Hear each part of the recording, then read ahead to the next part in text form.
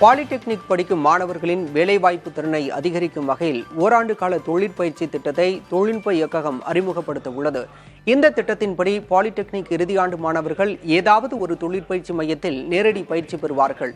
அந்த ஆண்டு அவர்களுக்கு நேரடி தொழிற்பயிற்சி, தகவல் தொடர்பு திறன் போன்றவற்றிற்கு கூடுதல் முக்கியத்துவம் அளிக்கப்படும். பாலிடெக்னிக் மாணவர் சேர்க்கையை அதிகரிக்கும் வகையிலும் அவர்களின் வேலைவாய்ப்பை உறுதி செய்யும் வகையிலும் இந்த திட்டத்தை நடைமுறைப்படுத்த உள்ளதாக தொழில்நுட்ப இயக்ககம் அறிவித்துள்ளது.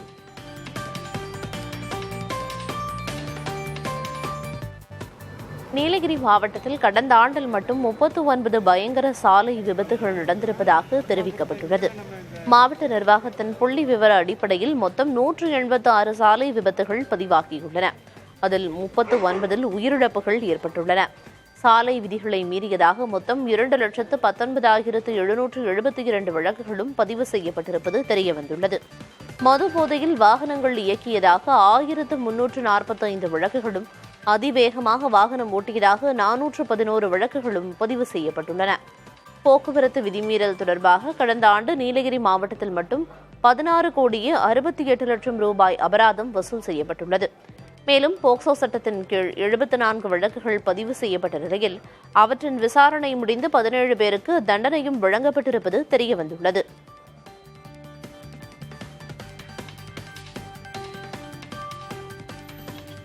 கடந்த ஆண்டு ஜூலை 30 அன்று நிகழ்ந்த நிலச்சரிவால் பாதிக்கப்பட்ட மக்களுக்கு மாற்று இடம் வழங்குவதற்காக 750 கோடி ரூபாய் செலவில் 2 குடியிருப்பு பகுதிகளை கட்டும் திட்டத்தை கேரள முதல்வர் பினராயி விஜயன் தொடங்கி வைத்தார்.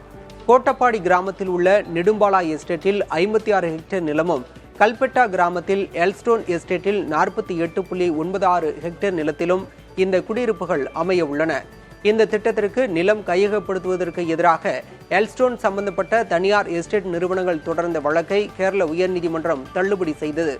வயநாடு நிலச்சரிவில் வீடு இழந்த ஒவ்வொரு குடும்பத்துக்கும் நில மதிப்பின் அடிப்படையில் கணக்கிடப்பட்டு எல்ஸ்டோன் எஸ்டேட்டில் 5 சென்ட் அல்லது நெடும்பாலா எஸ்டேட்டில் 10 சென்ட் நிலம் வழங்கப்படும். இங்கு ஒவ்வொரு வீடும் 1000 சதுர அடியில் கட்டப்படும். வயநாட்டில் வீடுகள் கட்ட அனுமதிக்கப்படாத பகுதிகளில் கட்டப்பட்ட வீடுகளை இழந்தவர்களுக்கும் இந்த திட்டத்தின் கீழ் மாற்று வீடுகள் வழங்கப்படும் என்று கேரள அரசு கூறியுள்ளது.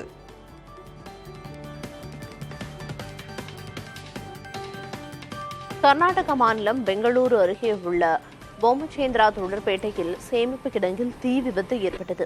அருகில் இருந்த கார்மெண்ட்ஸ் கிடங்குகளுக்கும் தீ பரவியதால் கரும்புகை சூழ்ந்தது. நிகழ்விடத்திற்கு விரைந்த தீயணைப்பு வீரர்கள் 5 மணி நேரத்திற்கும் மேலாக போராடி தீயை கட்டுப்படுத்தும் பணியில் ஈடுபட்டனர். இந்த விபத்தில் ஆடைகள், லெதர், கெமிக்கல் என கோடிக்கணக்கான ரூபாய் மதிப்பிலான பொருட்கள் சேதமடைந்தன.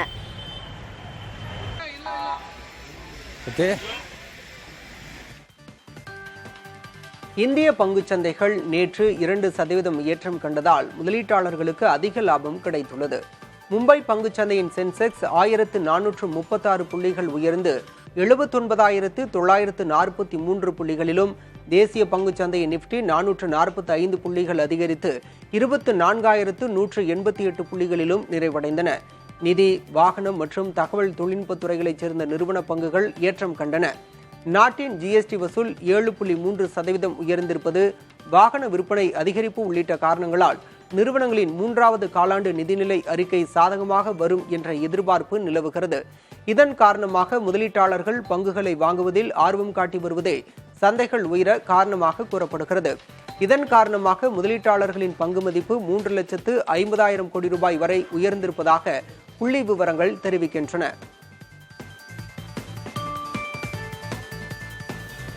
இந்தியாவில் பெட்ரோல், டீசல் விற்பனை சென்ற டிசம்பர் மாதத்தில் அதிகரித்திருப்பதாக பொதுத்துறை எண்ணெய் நிறுவனங்களின் புள்ளி விவரங்கள் கூறுகின்றன. 3 பொதுத்துறை எண்ணெய் நிறுவனங்களிலும் பெட்ரோல் விற்பனை 9.8 விழுக்காடு உயர்ந்து 20,99,000 டன்கள் விற்பனை செய்யப்பட்டுள்ளன. அதேபோல டீசல் விற்பனை 4.9 விழுக்காடு அதிகரித்து 70,07,000 டன்களாக அதிகரித்துள்ளது. தொடர்ந்து 2வது மாதமாக எரிபொருள் விற்பனை அதிகரித்துள்ளது தெரியவந்துள்ளது. இதற்கு பண்டிகை காலங்கள் மற்றும் விடுமுறை நாட்களில் பயணம் செய்வது அதிகரித்திருப்பதே காரணமாக கூறப்படுகிறது.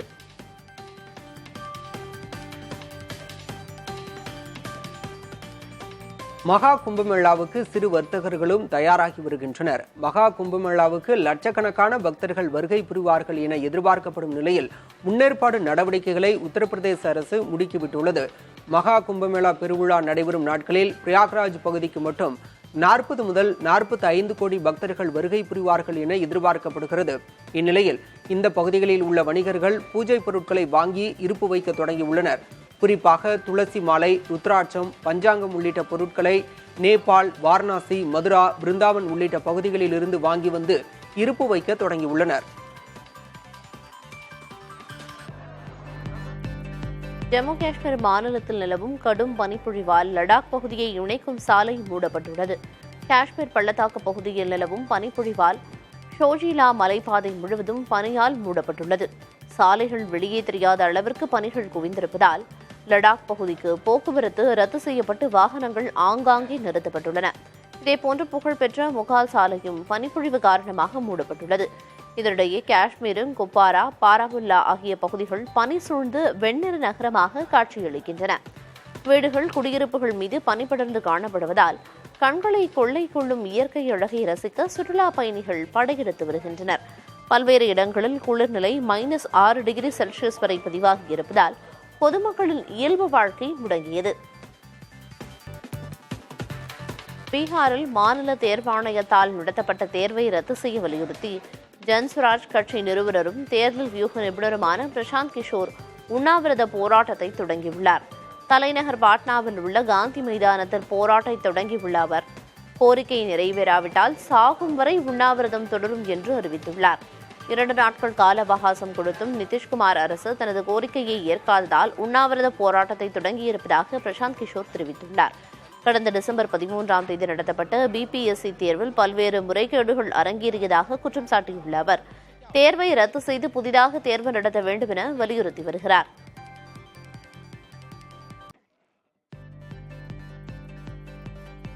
அண்ணா பல்கலைக்கழக மாணவியை பாலியல் வன்கொடுமை செய்த ஞானசேகரன் திமுகவை சேர்ந்தவர் எனவும் அவரை தப்பி வைக்க முயற்சிப்பது நியாயமா எனவும் திரைப்பட இயக்குநரும் பாஜக பிரமுகருமான கங்கை அமரன் கேள்வி எழுப்பியுள்ளார். புதுக்கோட்டை அம்பேத்கர் மக்கள் இயக்க அலுவலகத்தில் செய்தியாளர்களை சந்தித்தார். அப்போது அவர், சுதந்திரம் கிடைத்து 75 ஆண்டுகளாகியும் பட்டியலின மக்களுக்கு இன்னும் உரிமைகள் கிடைக்கவில்லை என்றார். விஜய் அரசியலுக்கு வருவது திரைத்துறைக்கு இழப்பு எனவும் குறிப்பிட்டார்.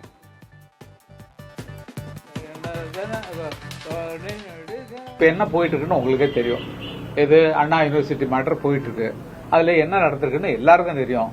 இதை கவர்மெண்ட் கவனிக்குதா? இல்ல. ஏன்னா டிஎம்கே ஆளு அவருடைய போட்டோ போட்டிருக்காங்க. முரசொலியில் போட்ட நியூஸ் எல்லாம் படிச்சு பாருங்க. அவருக்கு என்னென்ன கொடுத்திருக்காங்கிறத முரசொலியிலே போட்டிருக்காங்க. அப்ப அவர் மறைக்கிறதுக்கும் தப்பிக்க வைக்கிறதுக்கும் ஒரு நிரப்ப நினைச்சா அது எவ்வளவு நியாயமா இருக்கும்? குற்றங்கள் குறைந்தால் மகிழ்ச்சிதானே? நீலகிரி மாவட்டத்தில் சென்ற 2024ஆம் ஆண்டில் குற்ற வழக்குகள் 89 விழுக்காடு குறைந்திருப்பதாக மாவட்ட காவல் கண்காணிப்பாளர் நிஷா தெரிவித்துள்ளார். இது தொடர்பாக வெளியிடப்பட்டுள்ள அறிக்கையில் 2024ஆம் ஆண்டில் 72 பாலியல் குற்ற வழக்குகளும் 2 பாலியல் வன்கொடுமை வழக்குகளும் பதிவாகியிருந்ததாக தெரிவிக்கப்பட்டுள்ளது. மேலும் 17 பாலியல் குற்ற வழக்குகளுக்கு அதிகபட்சமாக 32 ஆண்டு சிறை தண்டனை 2 வழக்கிலும் மற்றொரு வழக்கில் சாகும் வரை சிறை தண்டனையும் குற்றவாளிகளுக்கு பெற்றுத்தரப்பட்டிருப்பதாக கூறப்பட்டுள்ளது. கடந்த ஆண்டில் விதிகளை மீறியதாக 2,19,772 மோட்டார் வாகன வழக்குகள் பதிவு செய்யப்பட்டுள்ளதாக கூறப்பட்டுள்ளது. 2023ஆம் ஆண்டுடன் ஒப்பிடும்போது 2024ஆம் ஆண்டில் குற்ற வழக்குகள் 89 விழுக்காடு குறைந்திருப்பதாக தெரிவிக்கப்பட்டுள்ளது.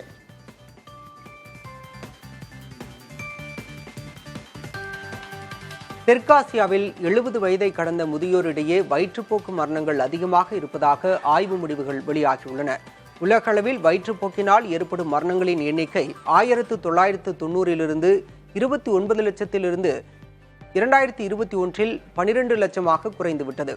ஆனால் தெற்காசிய நாடுகளில் 70 வயதை கடந்த முதியவர்களில் 1,476 பேர் வயிற்றுப்போக்கின் காரணமாக உயிரிழக்கின்றனர். பணக்கார நாடுகளில் இதே வயது பிரிவில் லட்சத்தில் ஒருவர் கூட வயிற்றுப்போக்கினால் உயிரிழப்பது இல்லை. வயிற்றுப்போக்கு மரணங்களை தடுப்பதற்கான திட்டங்களும் நடவடிக்கைகளும் உலக அளவில் சீரான முறையில் செயல்படுத்தப்படவில்லை என்பதையே இந்த ஆய்வு முடிவுகள் காட்டுகின்றன. முதியவர்கள் வயிற்றுப்போக்கினால் அதிகமாக பாதிக்கப்படுவதற்கான காரணங்களை மருத்துவர்கள் பட்டியலிட்டுள்ளனர். பொதுவாக முதியவர்களுக்கு இயற்கையான நோய் எதிர்ப்பு சக்தி குறைந்திருக்கும். இதயம், சிறுநீரகம் போன்ற முக்கிய உறுப்புகள் சார்ந்த பிரச்சனைகளும் அதிகரித்திருக்கும். இந்த பிரச்சனைகளின் காரணமாக அவர்கள் குறைவாக நீர் அருந்தும் சூழல் ஏற்பட்டிருக்கும். இதனால் வயிற்றுப்போக்கின் போது உடலின் நீரிழப்பு கடுமையான பாதிப்புகளை ஏற்படுத்தும். மேலும் பல தெற்காசிய நாடுகளில் தூய்மையான குடிநீர், மருத்துவ சிகிச்சைகள் போன்றவை அனைவருக்கும் எளிதாக கிடைத்து விடுவதில்லை. இது போன்ற காரணங்களால் வயிற்றுப்போக்கு நோய் தெற்காசிய நாடுகளில் முதியவர்களின் உயிருக்கு ஆபத்து விளைவிப்பதாக மருத்துவர்கள் கூறுகின்றனர். தென்கொரிய முன்னாள் அதிபர் யூன் சுக் இயோலை கைது செய்ய பிறப்பிக்கப்பட்ட நீதிமன்ற உத்தரவிற்கு அவரது ஆதரவாளர்கள் எதிர்ப்பு தெரிவித்துள்ளனர். சியோல் நகரில் யூன் சுக் இயோல் வீட்டின் முன்பு கூடிய ஆதரவாளர்கள் அவருக்கு ஆதரவாக முழக்கங்களை எழுப்பினர். மேலும் இயோலுக்கு எதிராக பிறப்பிக்கப்பட்ட கைது வாரண்டை திரும்பப் பெற வேண்டும் என கேட்டுக்கொண்டனர். இதனிடையே யூன் சுக் இயோலை உடனடியாக கைது செய்ய வேண்டும் என வலியுறுத்தி எதிர்த்தரப்பினர் பேரணி சென்றனர். ஐரோப்பிய நாடான மாண்டனெக்ரோவில் துப்பாக்கிச் சூட்டில் உயிரிழந்தவர்களுக்கு பொதுமக்கள் அஞ்சலி செலுத்தினர். பாட்கோரிகா மாகாணத்தில் மெழுகுவர்த்திகளை ஏற்றி வைத்து ஏராளமானோர் அஞ்சலி செலுத்தினர். தொடர்ந்து நாட்டில் வன்முறை சம்பவங்கள் அதிகரித்து வருவது கவலையை ஏற்படுத்துவதாகவும் இதற்கு ஆளும் அரசு பொறுப்பேற்க வேண்டும் என்றும் கூறினார். தெடன்ஜே நகரில் ஏகோ மார்டினக் என்ற 45 வயதான நபர் ஒருவர் பொதுமக்கள் மீது கண்மூடித்தனமாக நடத்திய துப்பாக்கிச் சூட்டில் குழந்தைகள் உட்பட 12 பேர் உயிரிழந்தனர். பெரும் அதிர்வலைகளை ஏற்படுத்திய இந்த சம்பவத்திற்கு பல்வேறு தரப்பினரும் கண்டனம் தெரிவித்து வருகின்றனர்.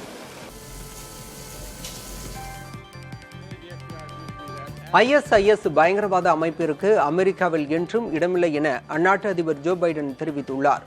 வாஷிங்டன் டிசியில் செய்தியாளர்களை சந்தித்த அதிபர் பைடன் நியூ ஆர்லின்ஸ் பகுதியில் அரங்கேறிய தாக்குதலுக்கும் லாஸ் வேகாஸ் நகரில் நடைபெற்ற சம்பவத்துக்கும் இடையே எந்த தொடர்பும் இல்லை என தெரிவித்தார். இதுபோன்ற தாக்குதல் சம்பவங்களால் பயங்கரவாதத்திற்கு எதிரான அமெரிக்காவின் உறுதிப்பாடு வலுவிழக்காது என்றும் இதை கண்டு ஒருபோதும் அஞ்சமாட்டோம் என்றும் ஜோ பைடன் கூறினார். ISIS உள்ளிட்ட அனைத்து பயங்கரவாத அமைப்புகளையும் அவற்றின் இடத்திற்கு கொண்டு சேர்ப்போம் என தெரிவித்த அவர் அமெரிக்காவில் பயங்கரவாத அமைப்புகளுக்கு என்றும் இடம் கிடையாது என கூறினார்.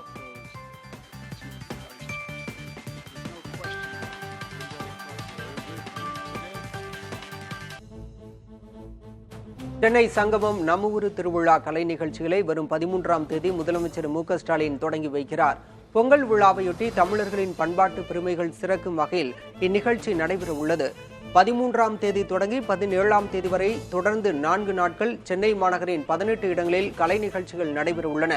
குறிப்பாக பெசன்ட் நகர் கடற்கரை, திருவான்மியூர் கடற்கரை, கிண்டி கத்திப்பாரா வளாகம், எழும்பூர் அருங்காட்சியகம், அண்ணா நகர் கோபுர பூங்கா, கொளத்தூர் மாநகராட்சி திடல் உள்ளிட்ட இடங்களில் மாலை 6 மணி முதல் இரவு 9 மணி வரை கலை விழா நடைபெற உள்ளது. இந்நிகழ்ச்சியில் தமிழ்நாட்டின் முன்னணி கலைஞர்களுடன் 200 கிராமிய கலைஞர்களும் இணைந்து நடத்தும் மாபெரும் இசை நடன நிகழ்ச்சிகள் நடைபெற உள்ளதாக அரசு சார்பில் தெரிவிக்கப்பட்டுள்ளது.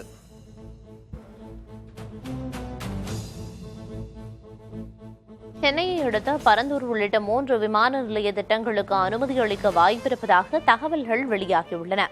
நாடு முழுவதும் வெவ்வேறு இடங்களில் 3 புதிய விமான நிலையங்களை அமைப்பதற்கான அனுமதியை வழங்குவது குறித்து மத்திய அரசு பரிசீலித்து வருவதாக தகவல்கள் கூறுகின்றன.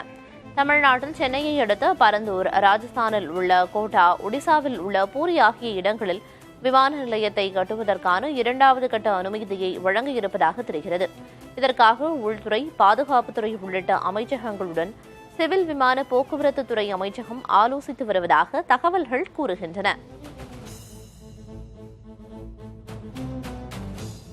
மதுவும் போதை பழக்கமும் தான் தமிழ்நாட்டில் பாலியல் வன்கொடுமைகள் அதிகரிக்க காரணம் என்று பசுமை தாயகத்தின் தலைவர் சௌமியா அன்புமணி தெரிவித்துள்ளார். அண்ணா பல்கலைக்கழக மாணவி பாலியல் வன்கொடுமை செய்யப்பட்டதை கண்டித்து போராட்டம் நடத்த சென்னை வள்ளுவர் கோட்டம் அருகே சௌமியா அன்புமணி தலைமையில் பாமக மகளிர் அணியினர் திரண்டனர். போராட்டத்துக்கு காவல்துறையினர் அனுமதி மறுத்திருந்ததால் அவர்கள் கைது செய்யப்பட்டனர். இதையடுத்து திருவல்லிக்கேணியில் உள்ள சமுதாய நலக்கூடத்தில் அடைக்கப்பட்டு பின்னர் விடுவிக்கப்பட்டனர். அப்போது செய்தியாளர்களிடம் பேசிய சௌமியா அன்புமணி தமிழ்நாட்டில் பெண்களுக்கு பாதுகாப்பு இல்லை என்றும் வட இந்தியாவைப் போலவே தமிழ்நாட்டிலும் பாலியல் வன்கொடுமைகள் அதிகரித்துள்ளதாகவும் குற்றம் சாட்டினார்.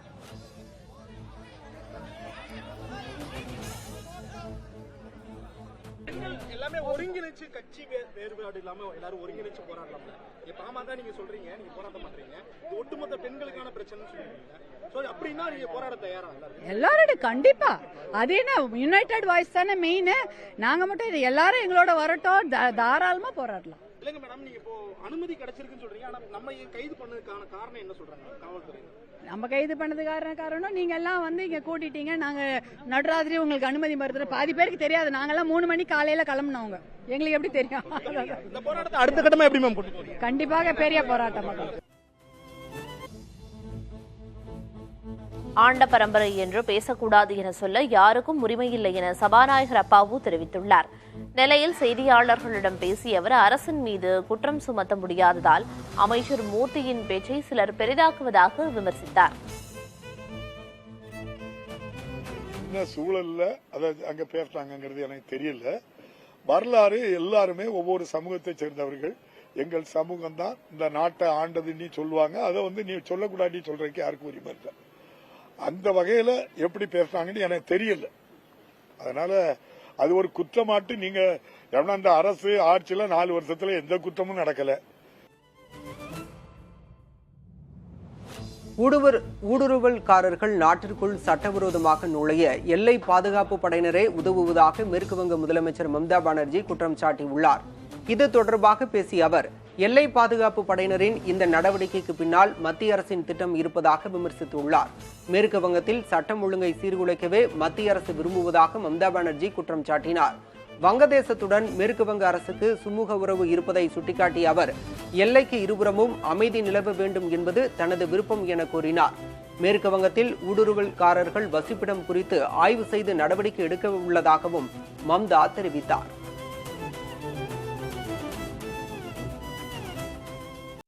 சென்னை மாநகராட்சியுடன் திருவள்ளுவர் மாவட்டத்தின் அடையாளம் பட்டு வானகரம் ஊராட்சிகள் இணைக்கப்படவிருப்பதால் மாநகராட்சியின் பரப்பு அதிகரித்திருக்கிறது.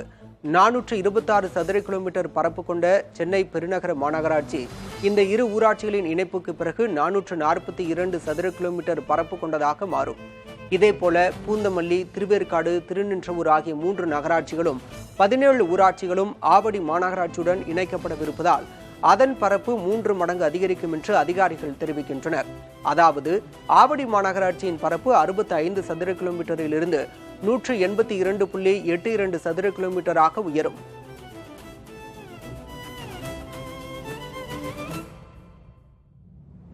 நடப்பு நிதியாண்டின் கடைசி காலாண்டில் ரூபாய் 45,000 கோடி கடன் வாங்க தமிழக அரசு திட்டமிட்டிருப்பதாக ரிசர்வ் வங்கி வெளியிட்டுள்ள தரவுகள் தெரிவிக்கின்றன. மாநில வளர்ச்சிக் கடன்கள் எனும் பெயரில் வெவ்வேறு கால அளவுகளில் வெளியிடப்படும் கடன் பத்திரங்கள் மூலம் ஈட்டப்படும் கடன் தொகையை வட்டியோடு மாநில அரசுகள் திருப்பிச் செலுத்த வேண்டும். 2024-25 நிதியாண்டின் முதல் பாதியில் தமிழ்நாடு அரசு 50,000 கோடி ரூபாய் கடனாக பெற்றுள்ளது. இதில் திருப்பி செலுத்தப்பட்ட தொகை போக நிலுவையில் உள்ள கடன் 34,625 கோடி ரூபாய். கடந்த நிதியாண்டின் முடிவில் மாநில வளர்ச்சி கடன் பத்திரங்கள் வாயிலாக மட்டும் தமிழ்நாடு திருப்பி செலுத்த வேண்டிய ஒட்டுமொத்த நிலுவைக் கடன் தொகை 5,96,619.24 கோடியாக இருந்தது. நடப்பு நிதியாண்டின் முடிவில் இது 6,87,034 ரூபாயாக அதிகரிக்கும் என்று கணக்கிடப்பட்டுள்ளது.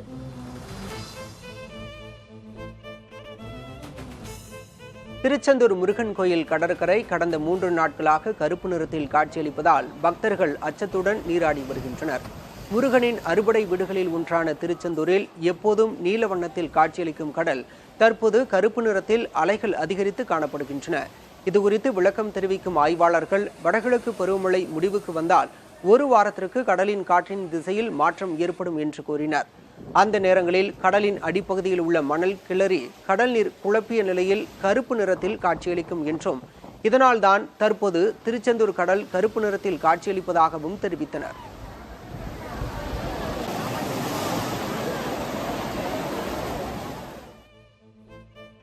சபரிமலையில் பக்தர்கள் கூட்டம் அலைமோதி வரும் நிலையில் குழந்தைகளுக்கென தனி வரிசை ஏற்படுத்தப்பட்டுள்ளது. பெரிய நடை பந்தலில் இருந்து கருவறை தரிசனம் வரை இந்த ஏற்பாடு செய்யப்பட்டிருப்பதாக தெரிவிக்கப்பட்டுள்ளது. மேலும் குழந்தைகளின் கையிலும் ரிஸ்ட்பேண்ட் அணிவிக்கப்படுகிறது. அதில் குழந்தைகளின் பெற்றோர், தொடர்பு எண்கள் மற்றும் முகவரி பதிவிடப்படுகிறது. மண்டல பூஜை காலத்தில் கடந்த மாதம் 26ஆம் தேதி வரையிலான 41 நாள் பூஜை காலத்தில் 10 வயதிற்கும் கீழ் 2,24,768 குழந்தைகள் தரிசனம் செய்திருப்பதாக தெரிவிக்கப்பட்டுள்ளது.